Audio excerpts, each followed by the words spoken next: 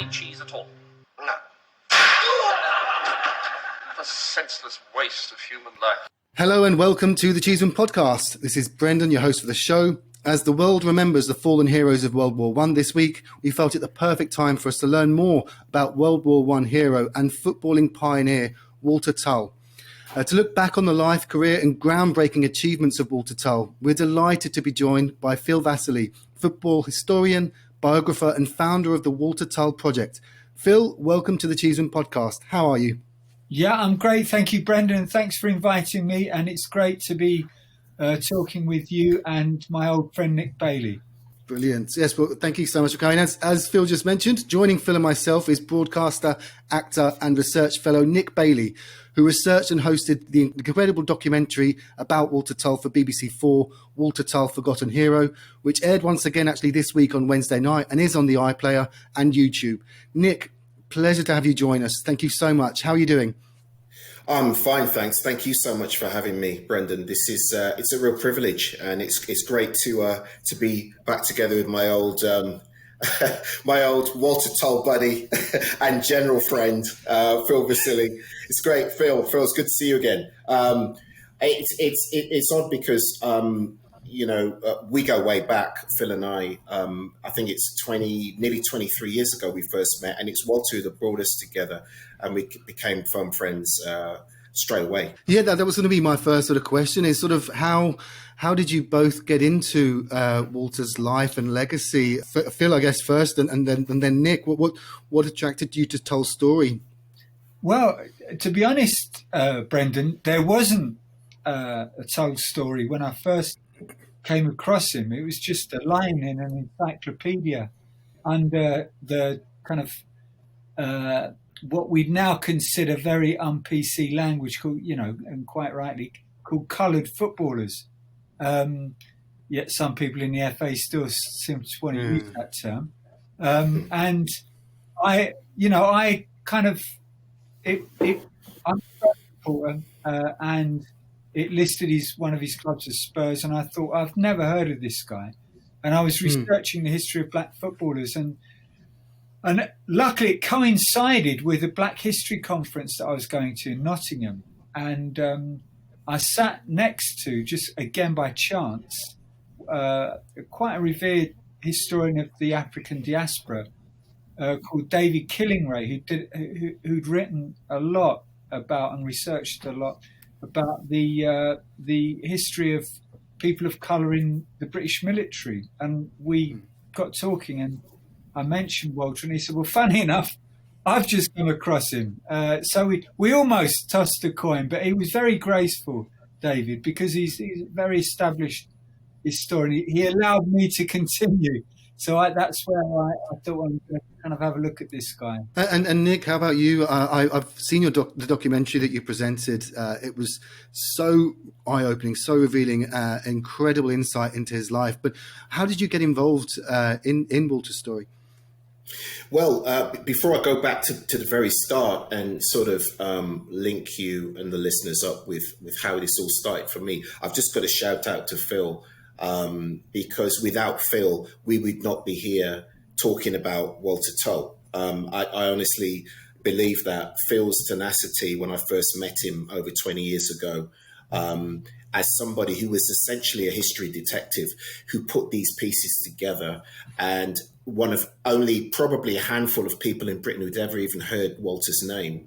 He is the reason why I got connected with this project and why Walter has changed my life. We can talk more about that later, but I remember it so well. It was around the anniversary, if not on the anniversary of Walter's death.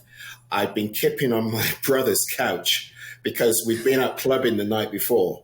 And I didn't actually live there, but we're in Seven Sisters, and my brother's Christian is a lifelong Spurs fan.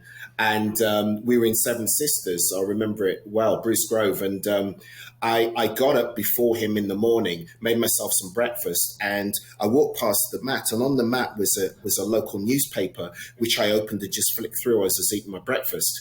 And I came across this article, which was all about a memorial football match, which had been hosted and was being presented by the late Bernie Grant, much loved MP. of that particular area of London. He passed away some time ago.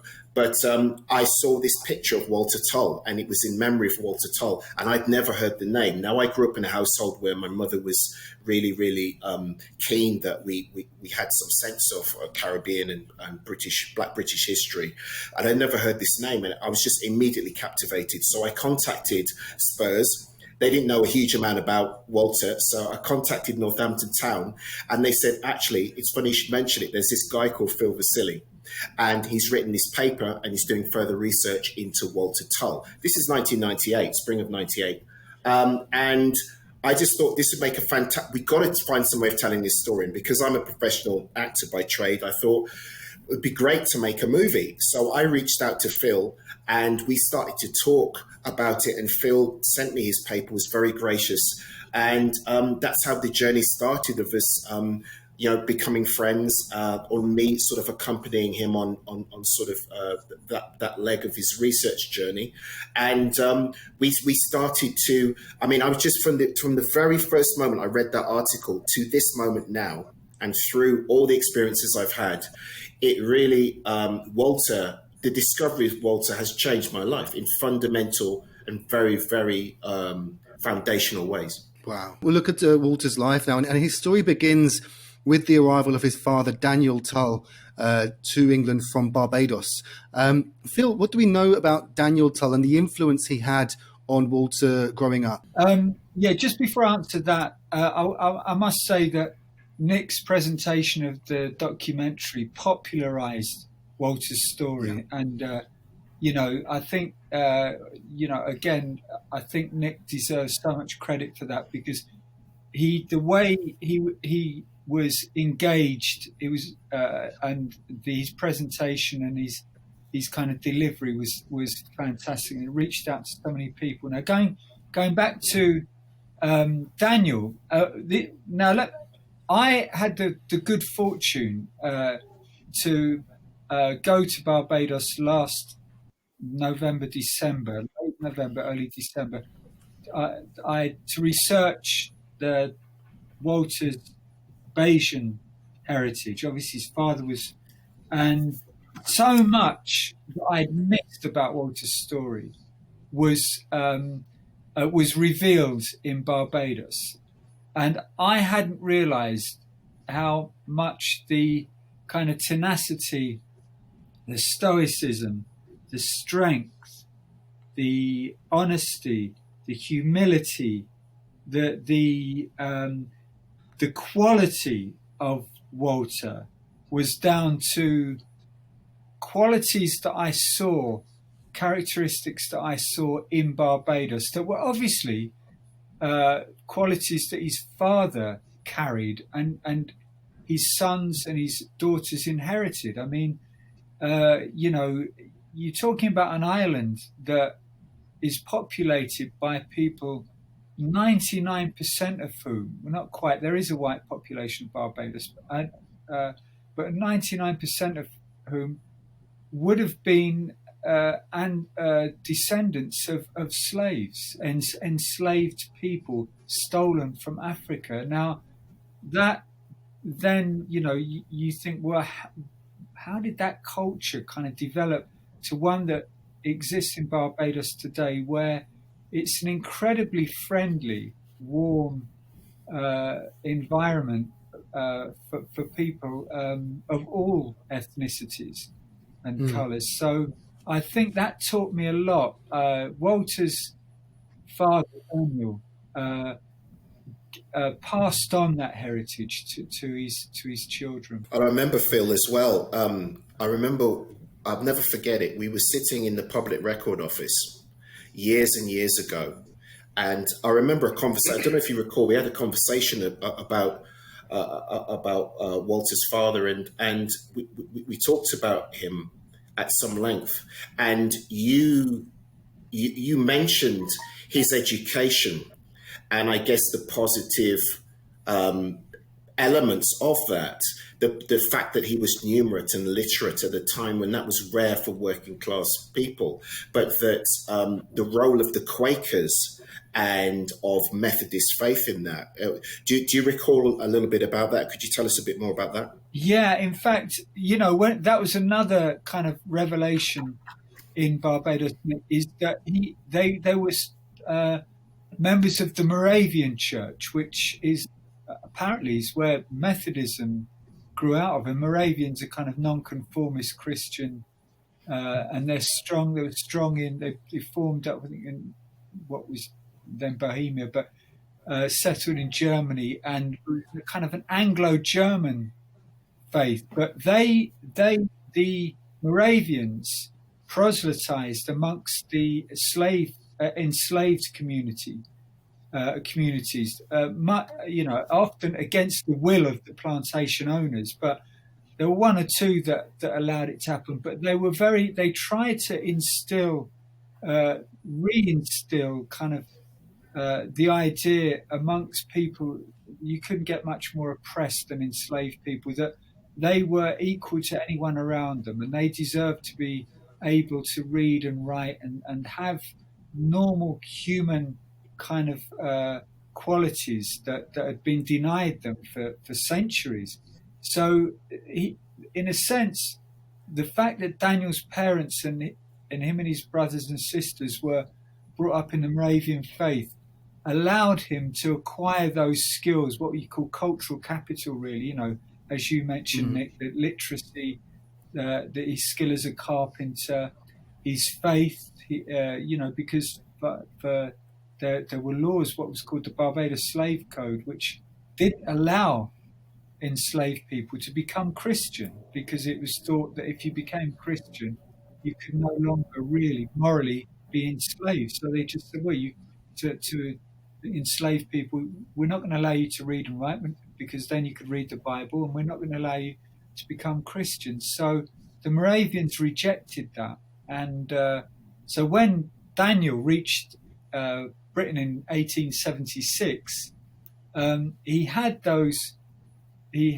skills that were portable, that he could, literacy, his kind of Moravian faith, which converted into Methodism in Britain, and it allowed him to find a place in amongst working class people and communities in Folkestone, where he met his Walter's mother, Alice. Nick, in your documentary, you spoke of a series of tragedies that hit Walter and his siblings at a very early age, tragedies that would affect any young child, but in the context of race in Britain at the time, surely that had an impact in shaping the man that Walter was to become.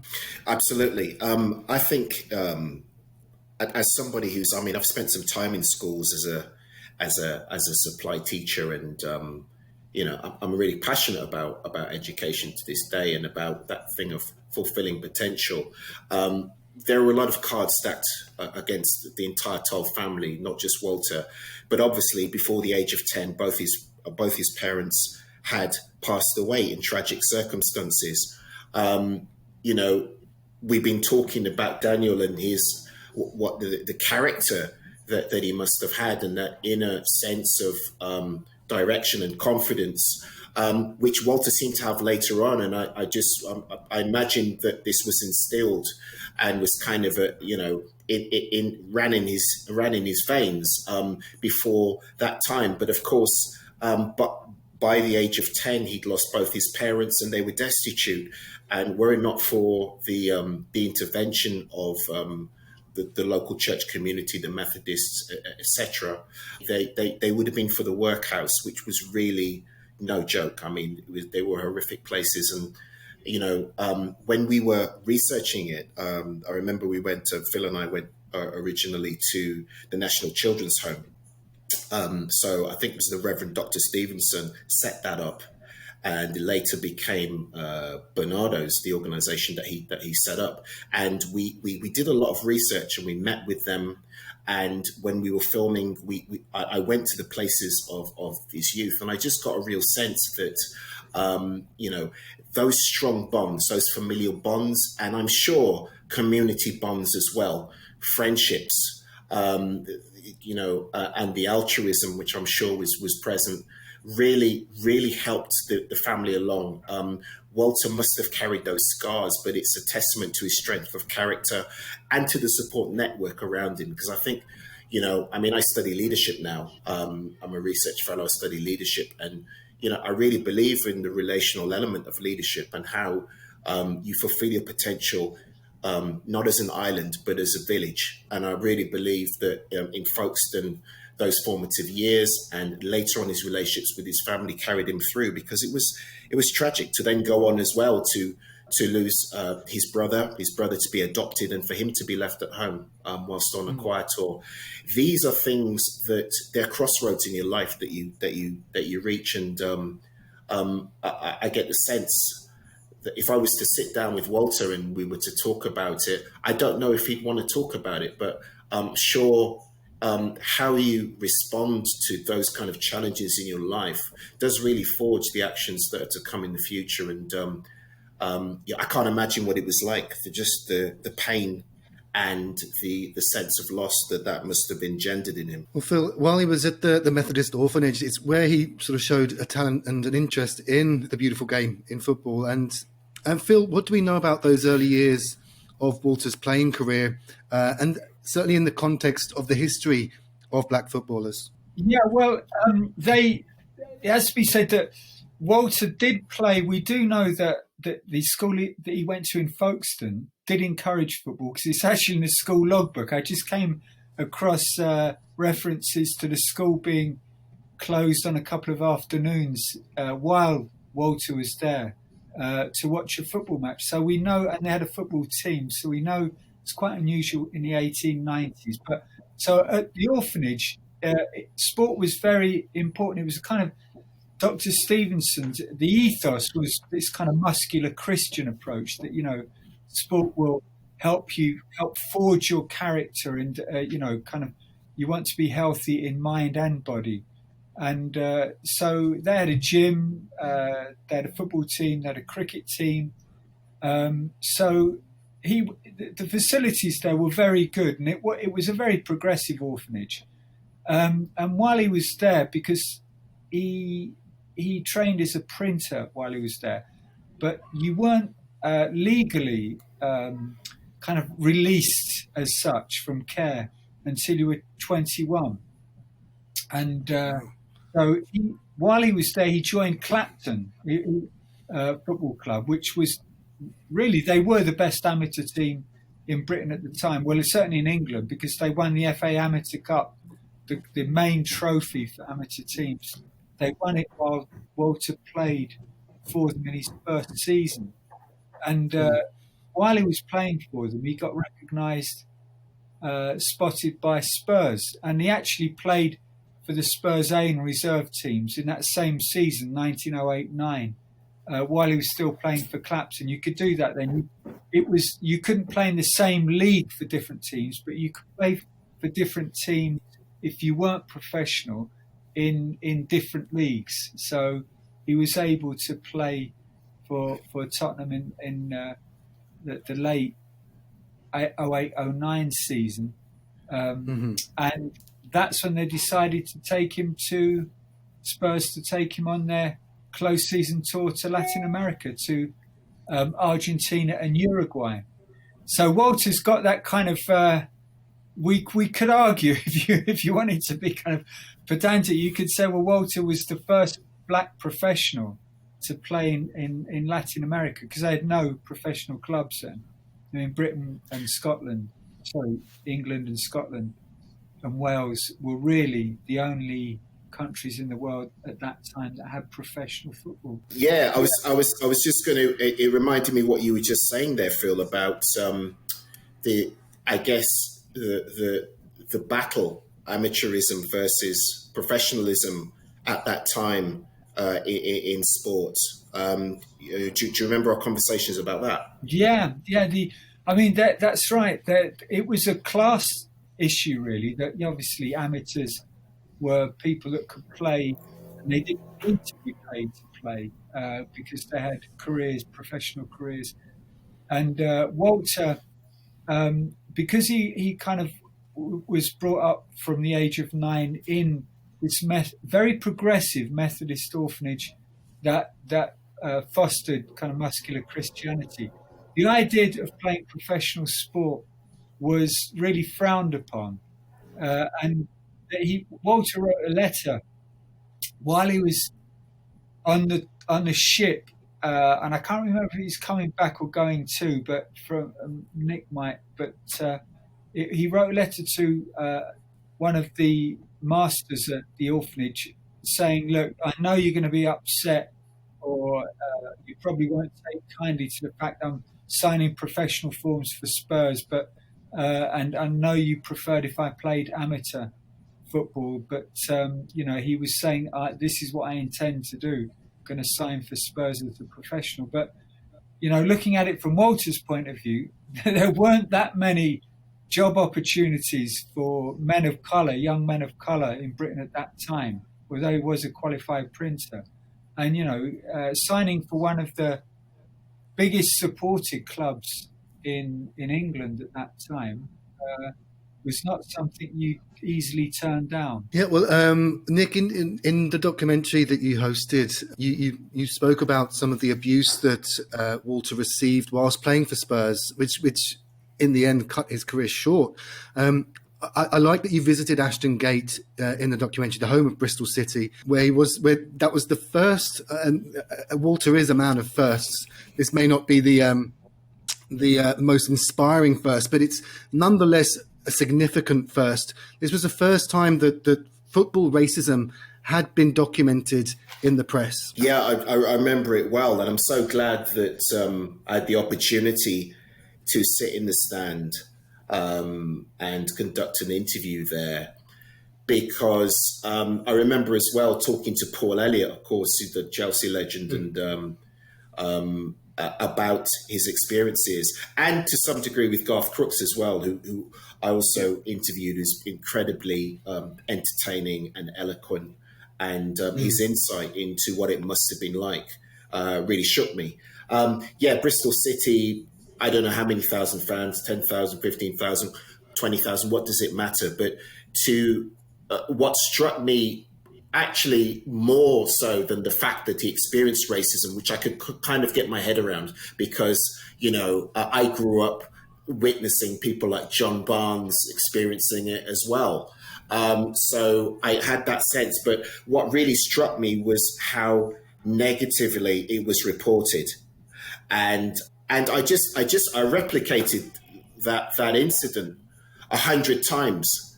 I mean, of all the hundreds of times that Walter played in front of crowds, you could probably count on the fingers of one hand the amount of times that he didn't experience something as reprehensible as that. And as a performer, as somebody who stood on stage in front of many people, big crowds sometimes, just the wall of sound that hits you is immense. And if that was a wall of sound that was of a racist nature, you could be forgiven for feeling crushed every time you stepped out, feeling a sense of trepidation. But it's to Walter's credit that he just deported himself. He focused whatever energies he had, positive or negative, into the game and into the field. The gallantry and coolness which he was the way he was spoken of as having gallantry and coolness in the future, that was attributed to him, must have been in evidence there. And it makes me respect him even more, because there was a pervasive kind of sense of racism at the time.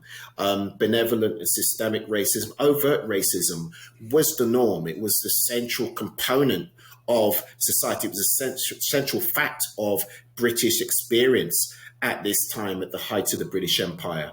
And Walter was a black British Edwardian / Georgian male. And I don't know if anybody of that period with Walter's background, with Walter's appearance, wouldn't have had to deal with that kind of horrific racism. So it was a really poignant moment to sit in the stand and just look out on the pitch and just think about the forces at play. and the resilience he must have had to have, and not just Walter, all black people at that time. It was quite humbling, actually. So just to come in on that, Nick, the basis of society was, that people of brown skin were lesser developed. It's called scientific racism, and it was a perversion of Darwinism, and it must have been quite a schizophrenic world for Walter, because he'd have had to face that all the time. So while he was loved in many respects, he was also abused. And but one nice thing about Walter's time at Spurs, that in the team photos, whenever you see that when in the seasons he was there, because there are 4 team photos, 1909, 1910, 1911, 1912, and then Walter left to go to Northampton in the 1911-12 season. But he's always sitting next to another Spurs player called Jabez Darnell, and they're always on most of the photos they're laughing, and they're usually the only ones laughing in the photo, and they've just shared a joke, and you realise actually Walter did have a close friend that he could talk to about what was going on and off the pitch, because there were no anti-racist organisations there. There was no kick it out, no football against racism in Europe, no show racism, the red card. So Walter had to face these problems on the pitch and off the pitch, usually on his own. So that was quite reassuring to see those photos of Jabez Darnell, who went on to coach at Tottenham after his playing career ended. That's a good point, Phil. And I think, certainly whenever I see black and white photos from that period or from the Victorian period and people are smiling, you just go, there's a special story behind that. And you could be forgiven for thinking that was all negative, but of course it can't have been. He would have had friends, he would have had supporters. When you look at the tobacco cards with his picture on, there would have been kids that were like, oh, have you got a Walter Tull? Oh, God, can you have a Walter Tull? I'll give you whatever else. And, this sense of him being a boy's own hero was very much kind of in evidence, wasn't it? It was, yeah. Well, that's the thing, isn't it? We know that because of who he was as a man and as a human being, he was loved. The letters written after he kind of died in the First World War from all sorts of people, and you know what the letters I'm talking about, Nick, in the army, the Southampton secretary, fellow players. There was an enormous amount of love for Walter. And this is the thing as well. I mean, I remember, holding that letter you referred to earlier in my hand, the letter that he wrote from the HMS Aragaya, and in all the time that I've been aware of Walter's story, I've never ever, and I mean you've done much more research on Walter than I have, but certainly not a single negative reference even, let alone him ever being in any disgrace. Anybody who ever mentions Walter's name or Walter's exploits, it's always in the affirmative, it's always in the positive. Here is a man who demonstrated, like you say, humbleness, but also very, very strong leadership qualities, the sort of leadership qualities that work across the board. And I think, how many people can we speak of today who have been in those lofty leadership positions, either on the field or in the military or anywhere else, for whom nobody has a single negative word to say? I mean, it's incredible, really.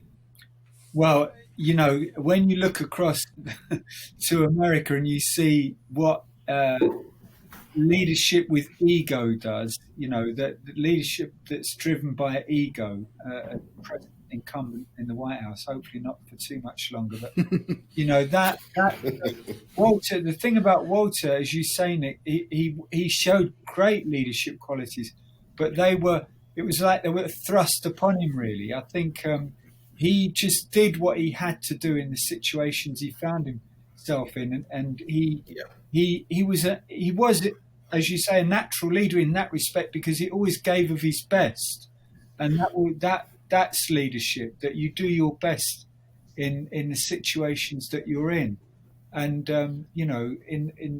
he found himself in many situations where leadership was thrust upon him, and I think he excelled. You're absolutely right. I think, obviously we're still living under the shadow of COVID-19 and all of this. Leaders have emerged from our communities.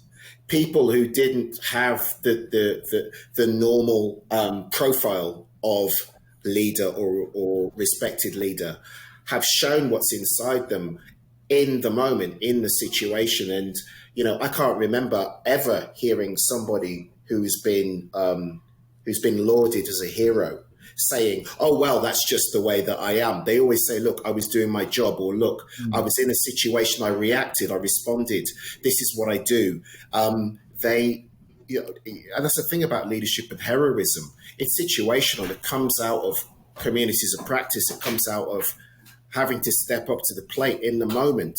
It comes out of deep-seated, not just of your own innate qualities, but of where you are and when you are and who you're around. It's much more relational. And Walter just made those decisions. He stepped up to the plate in that moment. He went and he joined an army that didn't want him. He gave his life when they didn't want him leading.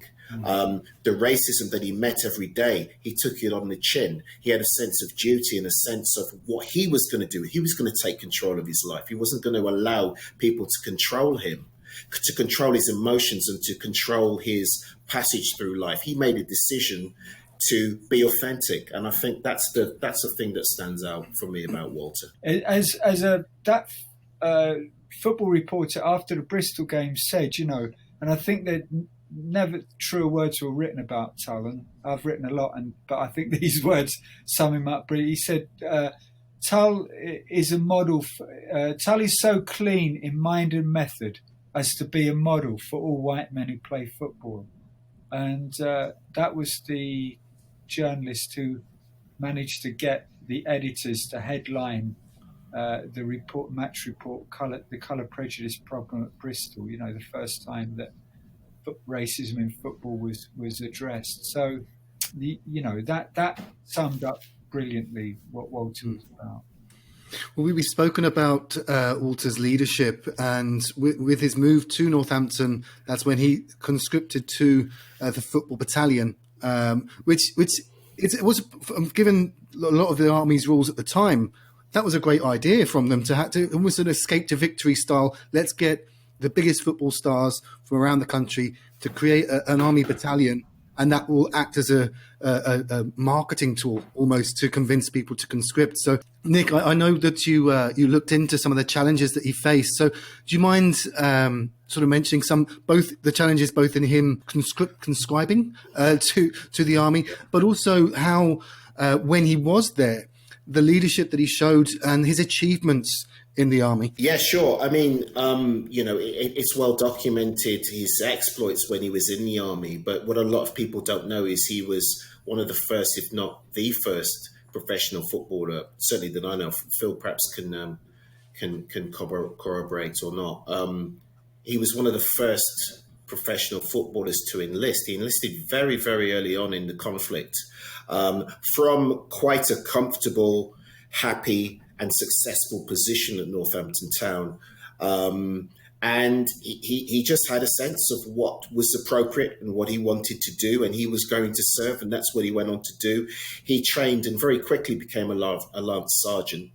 The qualities that he showed, but, as I remember, Phil, when we talked about this, when we were doing the documentary and at other times, this whole sticking point of the manual of military law and the way in which it was, and I remember taking the archivist to task during the documentary. It's a bit edited, but I did a bit of a number of him. I seem to remember, because I wasn't having it. I wasn't going to let him squirm out of the essential question, as other institutions were at that time, and still are to some degree. There was a lot of racism within the military at the time. Fact. Yeah. Now, what we found is, and I held the archival material in my hand. There's somebody who is a researcher now. The research was solid on the documentary, and I read it in black and white. Black people were to be discouraged from enlisting, full stop. And I remember Phil using that term, full stop.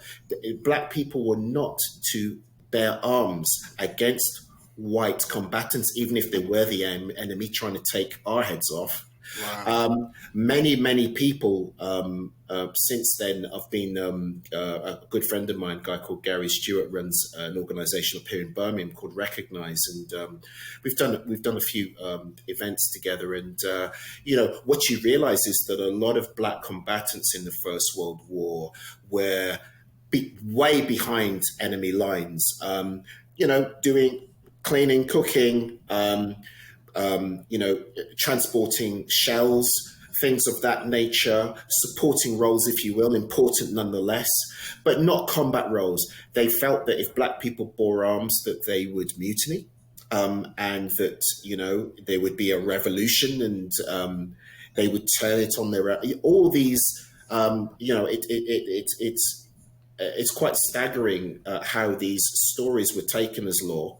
And Walter, they just couldn't get Walter on anything. Walter was bright, intelligent, literate, physically probably far surpassed in his physical capability most people who walked into whatever church hall they were doing it in. And he was also a face. He was a name. He was a celebrity, if you will, at the time. He was a high-profile figure stepping up. And this was, in PR terms, this was good PR. And I think they made an exception in Walter's case without really knowing what he would then go on to achieve. And this is the thing, there was no tokenism there because he wasn't supposed to be there in the first place. But of course, along the line later on, the fact that he was black did count against him, didn't it, Phil, down the line in terms of his military cross and other elements. But I mean, he led a charge across the river Piave in Italy. He was mentioned in dispatches. He was recommended for the Military Cross for Valor, and all this against the background of being. He had what we now call PTSD. And also trench foot. And as a result of the health challenges that he faced during the conflict, he missed the beginning of the Battle of the Somme in summer of 1916. I believe he was, I don't like the word, but invalided out in around April or March, I think. But he every time he had to leave, he went straight back as soon as he could. But of course, when he went back after the beginning of the Somme and joined later on, many of the people that he'd come up with, the footballing pals of the 17th Battalion, were gone.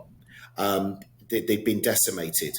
But even given the PTA, I mean, I've had some dealings with the charity Combat Stress, and I remember interviewing some veterans talking about their challenges, and it's a very complex condition. And we know now that Walter suffered from it. But even given that, he made the decision to go out, but it would have been easy for him to throw in the towel. No one would have blamed him.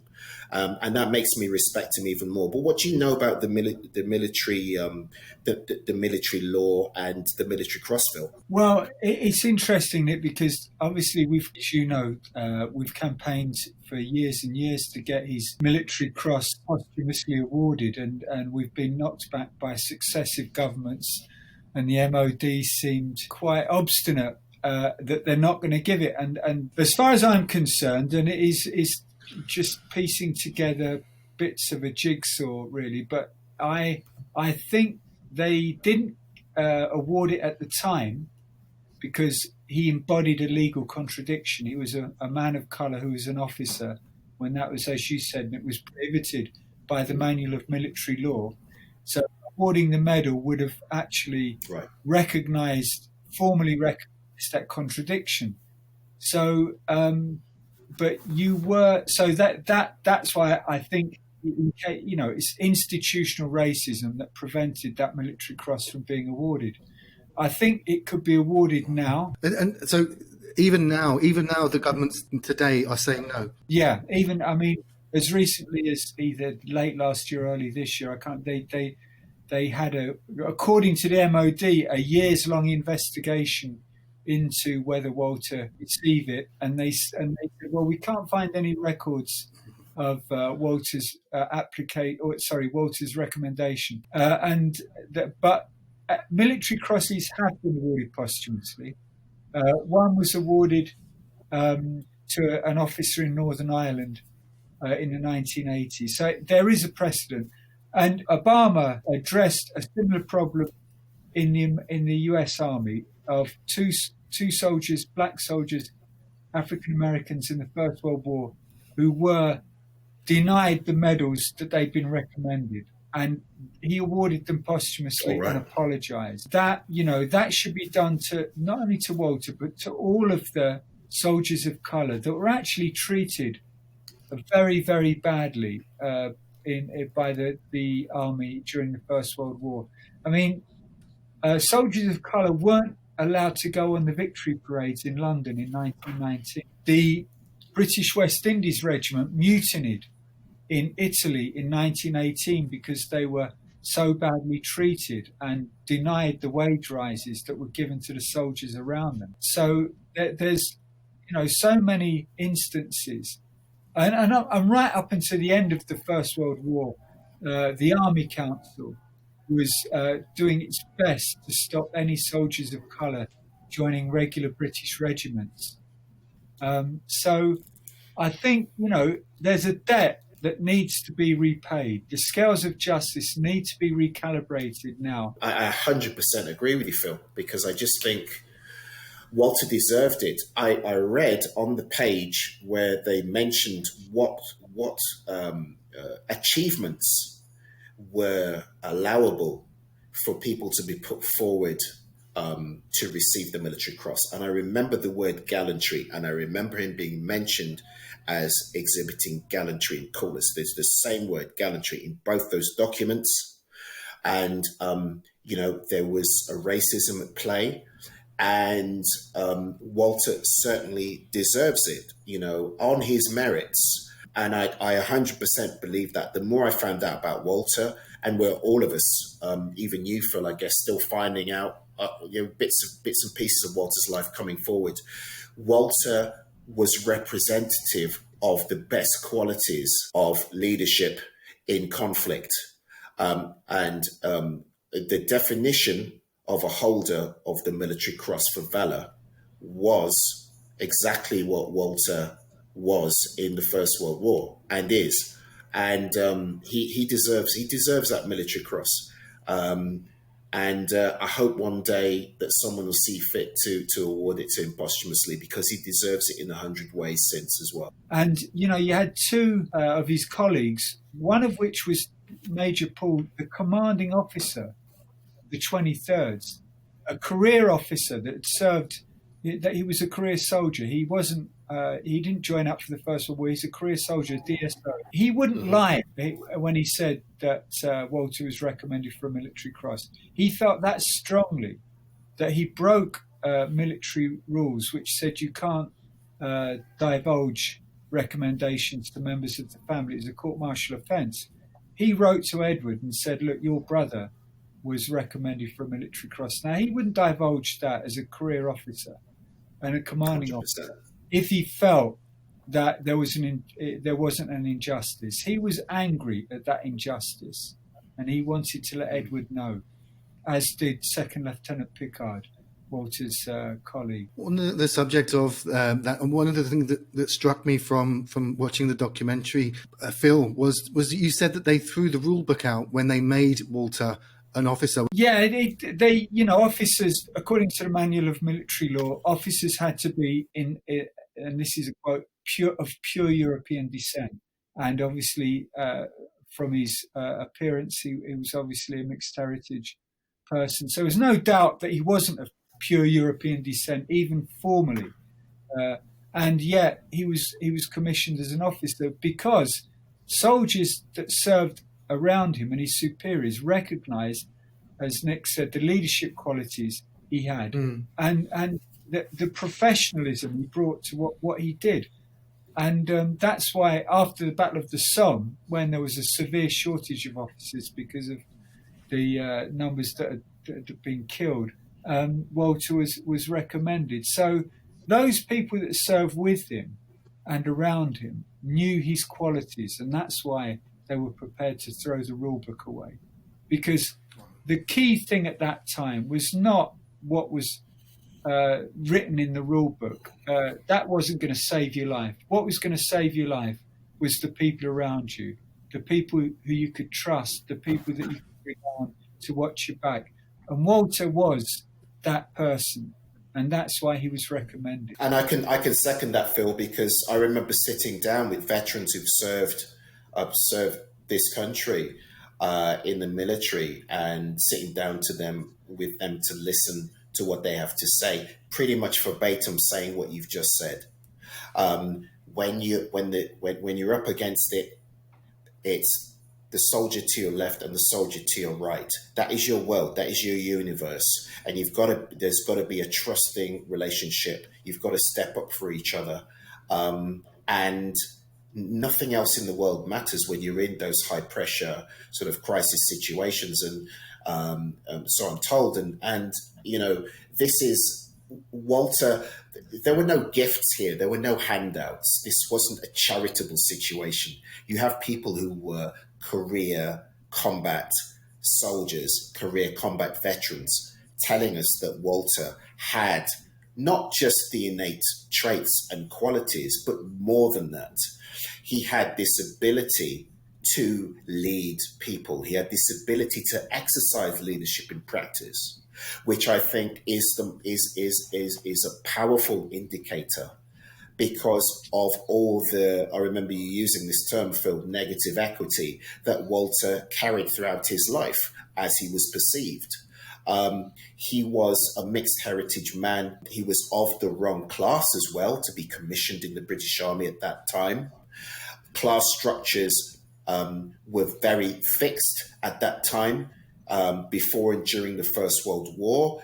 The world was changing, and I'm a big advocate for a more diverse and multicultural history curriculum in schools. I've been very vocal about that.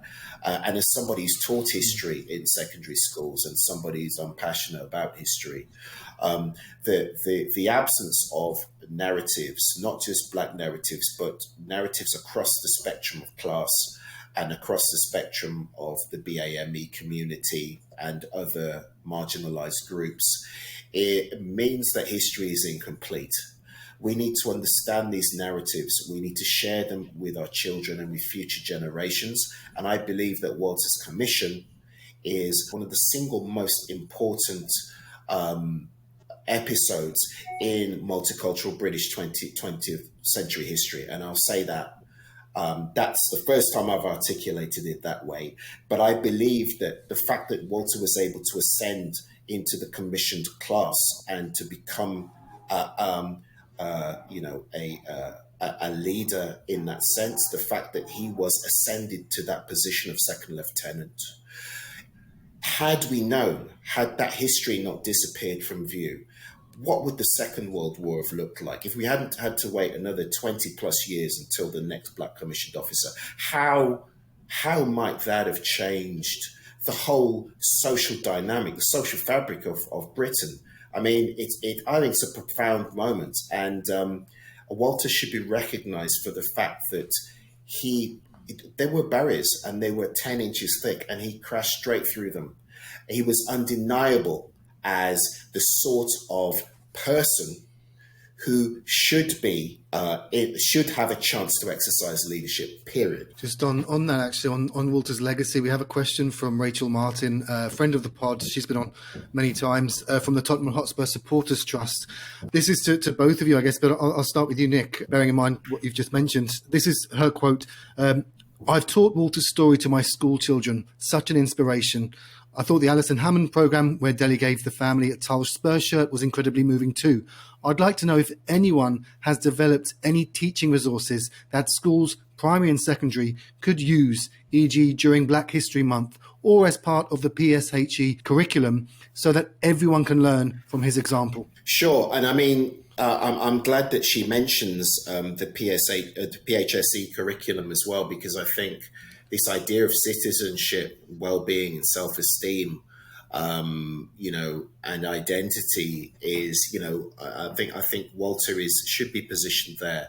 But certainly the schools that I know of, and I'm by no means an expert in this regard, but I do know that there are a lot of, including Phil's participation as well. There are a lot of educational institutions, and there are a lot of schools which create resources and have created films, art projects. I know Colin Yates, a good friend of Phil as well, I've met him a few times, connects Walter's story with creativity and goes into schools to inspire learners to depict Walter and to understand his journey. I've used Walter in my own platform speeches. I've used Walter when talking to groups of young lads from in challenge situations and from challenging backgrounds, to talk about Walter's relationship to the world and what we can learn from that. I've certainly used that on many occasions. I'd really like to do sort of drama workshops. I mean, I've done workshops around Othello, and I've mentioned Walter. I've had Walter in workshops that I've done, but I know if you just put Walter into Twitter, you're going to find schools all over the country, both primary and secondary, that use Walter to teach and to develop, I guess, life skills and to help young people forge an identity. Because I've had learners, black learners and Asian learners, sit in front of me and say, well, why are we learning just about the white perspective of history? Not interested in history. History is boring. And I say, well, no, there have been black people here for 2,000 years. And that's why I think Alison Hammond, in a way that was unique, really, was able to express this sense of the social significance of Walter and Black history, and what Walter really is a poster child. What we need to get to is a point where schools are developing resources and we have this curriculum adopt these narratives, but I don't want them to be just exceptional individual figures. I want the whole social fabric of the multicultural Britain that I know to have existed for over 2,000 years to be central to the curriculum, so that we're not just learning about the political history and what middle-aged, powerful, upper-class white men did and thought, and the way that they exercised their power through history. I think we need to get to a point where we're saying Britain is the story of the people who came, even if you go back to the Anglo-Saxons, and the Vikings, people who came. The flow of people and our multicultural heritage is what makes us British. That is the definition of an island narrative, and that is very much to our credit. And I think we need to put that in the curriculum so that students go, well, hang on, actually, there were black people in Birmingham where I live forever. If I'd known that, if I'd known about Walter, if I'd had these resources available to me, if I'd had it on my history curriculum, and I loved history, by the way, I think it would have been a game changer for me, and it would have been so good for my sense of self-esteem growing up. I can't tell you. Phil? There's it's so important that history of people like Walter and others is an integral part of what people understand to be history. Unfortunately, as we know, we've been pushing this story for 2 decades and more. It's all about power relations, and at the moment you have a regime in power that you can't talk about white privilege or lefty lawyers is an abusive term now. So there is a kickback against history from below, which is what we're talking about with Walter. So first of all, I don't disagree with anything Nick said. really eloquently put. But I think we have to empower ourselves as a class, as ordinary people, and say, right, we will take charge of our own learning. Now that's difficult, I know, because they've taken libraries away. It's the curriculum is a top-down creation. It's created by those in power. For public schools don't have a curriculum. By the way, they don't have a national curriculum. They can teach what they want. Obviously, O and A levels are taught, but up until that point, they don't have to adhere to the national curriculum. The national curriculum is instruction for working class kids, and it is about a history that's created by a ruling class and a governing class that want to create a particular view of the past. And people like Walter have to fight. The stories of Walter, we're still fighting to get these stories recognized. But that's Walter, that narrative about Walter's struggle to be recognized is something that applies to working class history generally. I mean, you look at the curriculum. We're not taught about the Peasants' Revolt. We're not taught in great deal about Toll Puddle Martyrs, the Chartists. We're not taught about the Clydeside working in the late 60s, which kept the shipyards going in Glasgow.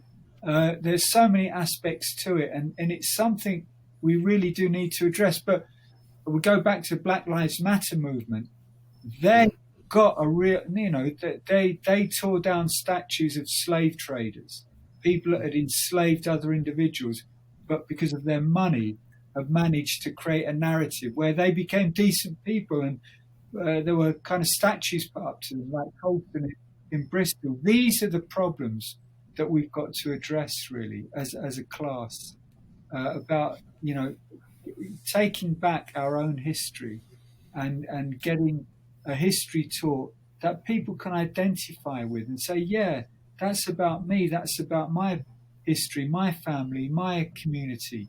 And so it's a history that empowers people. That's really powerfully put, Phil. And I it's so important, like you say, that people can take ownership of their history and that we have a balanced approach. I mean, I did a podcast episode through the University of Birmingham, and the title that I put on it was Black Lives Matter, a Movement or a Moment. And I think at certain points in history, we get Black History Month where you get, Black dramas, Black documentaries or about Black history, etc. A lot of people talking about it, bemoaning it. And then we get to the end of the month and you think, okay, where's that gone then? And this is it. We have these moments during years and during lifetimes when things become prominent and then they go back. But I think what this year has taught us is that there is an undercurrent there of people being intensely dissatisfied and saying no more. We need history to be kinder, to be fairer, and it is vitally important that we get diverse narratives, both social and political. There, a lot more. We need to be a lot more critical with history. And I believe, I don't believe that statues should come down and just be chucked in rivers. I want them somewhere where they can go and be seen and where we understand that actually, these people did things that were reprehensible, but also that that history is a complex thing. So that I want my children to be able to understand what people in history did and who they were holistically. And I think that's the thing about history. I want them to understand the colonial and social dimensions in their entirety and see it from different perspectives, as you say, Phil. And I believe that we've got to get to that place. I mean, obviously, we've got footballers, people now stepping into leadership positions, people like Marcus Rashford, people like Raheem Sterling stepping up onto the stage, if you like, and saying, look, actually, History is political. Football is political. We need to have these conversations. We need to debate these topics and be critical of the world as it stands. We need to know where we stand within it. Otherwise, how can we come together as communities and support each other and build communities as we're supposed to? We're seeing the rise of populism. We're seeing people exploit our fear of each other and our divisions and our lack of education about each other's lives and cultures. And I think we need to react against that. We need to come together really as a community. Football is a great galvanizer. And I also think a multicultural sense is a great galvanizer, and we've got to become better at coming together and understanding and actually asking the tough questions, of ourselves and of the world, and say, look, we've got to exist in the grey here. It's important that we recognize what history actually was, rather than the perspectives of the people who had the power to write those things. I totally agree. Rachel's question is a great one. I'd say from my, if she goes to my website, www.vasili.co.uk, there is a resource pack about Walter that she could download for nothing, Brendan. And also, if you go to the project, the Walter Tull Heritage and Legacy Project on Twitter at WTHLP, you'll be able to connect with the manager of that Twitter feed, which can supply other links to resources as well. I've worked in schools on what the project creative projects around Walter. We've got lots of resources. My final sort of question was really about Walter's legacy, and like we saw the at the end of Nicholas's documentary, there is a memorial in Northampton. Are there other memorials to Walter, and are we as a society doing enough to recognise Walter's role in British history? I mean, lots of people are doing lots of good work all around the country on Walter. Local groups, local communities. There was a man in Liverpool this week that stood outside a particular park, I think it was. It was on the front page of Liverpool Echo. It was in a Liverpool Echo. And he had a big poster of Walter as part of his November the 11th tribute to soldiers of colour that had died in the wars. So there are lots of people doing so many good things all around the place. But we really do need to make it more systematic, so that history of people of colour, the history of minority ethnic groups, the history of working class people generally is one that is a core component in history taught in schools. Oh, well, what you talk about there, Phil, is really powerful, and I think we have to empower our communities, and we have to connect our communities to local historians, to social historians, to people. I got a tweet the other day from a woman called Jane, and she said, my granddad, Walter Brassett, was in his regiment, within Walter's regiment, and died in battle on the same day, March 25th. My husband and I went to Arras on that day in 2018. We found some information from a historian there that told us the battle was fought in a little village 12 miles away. We visited it. I got that as a random tweet when I posted the documentary. That's history, and that's important. That's as resonant and as important as anything you'll learn about what General Haig was doing, the battles that were fought and whatever. There are individual people's lives there. There are the people who fell and gave their lives for this country. They're the people whose lives were changed, people that had life-changing injuries and other mental health issues as a result. They're the families back at home who lost people like Edward Tull and Walter's brothers and sisters. And these narratives are just as important, just as valuable as any others. And I think we need to really get back to a local history, because those lads that I stood in front of in that class teaching history, if I'd been able to turn around to them and say, well, actually, I know what happened here in Birmingham at that time.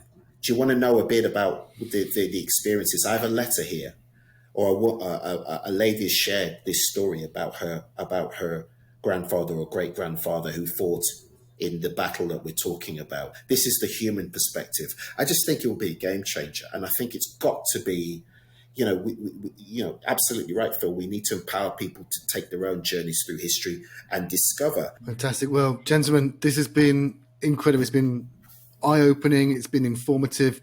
It's been inspirational. So thank you. So, first of all, Nick, thank you so much for joining today, and we'd love to welcome you back to the Cheese Room podcast to talk again about Walter. I'm not sure. I didn't ask you at the beginning, though, Nick. Who do you support? Are you from Birmingham, I believe? So I'm hoping you're not an Arsenal fan. Well. Here's the thing, and I thought this question might come up. I am not going to stand here and say to you that I have a team that I'm truly passionate about. I know Phil's a great football fan. I grew up kind of in the rugby tradition, and I wasn't in a household where my father or my brother or anybody was really into football, so I didn't really adopt a team. I love to watch the game, and apart from a little period while I was working with the BBC, or as I was at EastEnders, and Corinne Skinner-Carter, who played my mum, is a fanatical Gooner, and she took me down to the ground several times. But I've never followed a team through thick and thin. I couldn't really call myself a proper fan. But yeah, I like it when the Villa do well, as they have been recently, and I just like to watch the game. And I think when people step forward like Rashford and use their platform and their celebrity, because there are celebrities, and their influence for good, for the good of society, for the good of communities, for the good of children who are going hungry, etc. And they use that platform in that way. So it makes me immensely proud. So, maybe one day I'll settle down on a club, but I haven't to this point. But it's only because of people like Phil, knowing people like Phil, I can't attest to having his level of commitment to his team. Fantastic. Well, Nick, thank you so much for joining. Phil, also, thank you for joining. And as a huge Spurs fan, of course, you're welcome back onto the Cheese Room podcast at any time. So thank you so much, Phil. Thank you, Brendan. I've really enjoyed it. Thanks, Nick. It's been great talking with you. Cheeseheads, as a reminder, this is one of our feature pods. And as a result, to thank Nick and Phil for their time today, we will be donating to the Morro do Coroa food parcel initiative that I'm involved with here in Brazil. They're in Rio. Before we go, the people at Football Prizes have done it again with another superb Tottenham prize. They're offering the chance to win a framed football boot signed by none other than Harry Kane and Dele. There are 99 tickets for this competition, priced at $4.95. But as you know, as being a listener to the Cheese Room podcast, you get a 10% discount using the promo code 10cheese. That's 10cheese. As well as this prize, there are also other competitions to win. Amazing memorabilia signed by people like Lionel Messi, Paolo Maldini, Jeff Hurst, and your discount code works for all of those prizes. So get involved and good luck. Do listen out for the quiz pod. That will be out Sunday night, Monday morning, hosted by none other than Seb Short himself.